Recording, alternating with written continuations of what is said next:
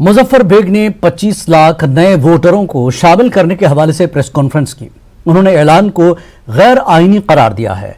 Bag ने वज़ीर आज़म और वज़ीर दाखिला से ख्वाहिश की कि वो सियासी पार्टियों, अरकान पार्लियामेंट, सहाफ़ियों और सिविल सोसाइटी वालों को बारी बारी दिल्ली बुलाकर बात करें। का कोई आदमी है, कमिश्नर नहीं है, लेकिन कोई ऑफिसर तो है। और जब वो कहता है कि 25 लाख लोग यहाँ से अब यहाँ के वोटर बन जाएंगे, ये तो जॉब्स के बारे में है। आर्टिकल 309 जॉब्स के बारे में है, वोटिंग के बारे में नहीं है। हमारा सेक्शन 10 जिसके तहत ये बने हैं कानून, वो भी जॉब्स के बारे में है, वो वोटिंग के बारे में नहीं है। जब वो ये ऐसा बयान देते हैं, एक तो ये कानूनी तौर पर गलत है, और दूसरा आप ये भी समझे कि ये 25 लाख लोग कौन से हैं।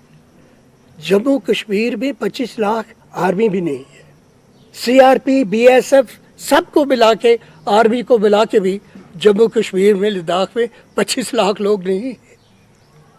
तो ये वाहियात किस्म का बयान, गैर जिम्मेवाराना बयान देकर उसने लोगों में खलबली मचा दी है, इंतशार पैदा कर दिया है। जो डोमिसाइल है, इस पे सेक्शन 3A ऐड किया गया है।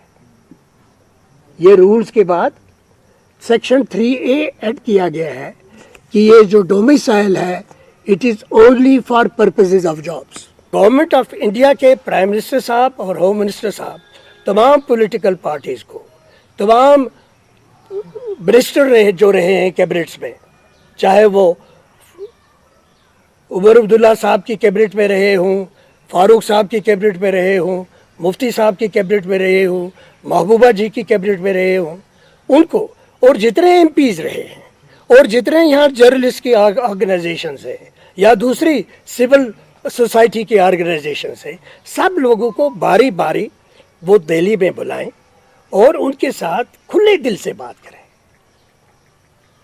बगैर किसी नफरत के, बगैर किसी डर के, ताकि जम्मू कश्मीर में ये जो खामखा का तनाज़ा, एक खामखा की गलतफहमी पैदा की जा रही है।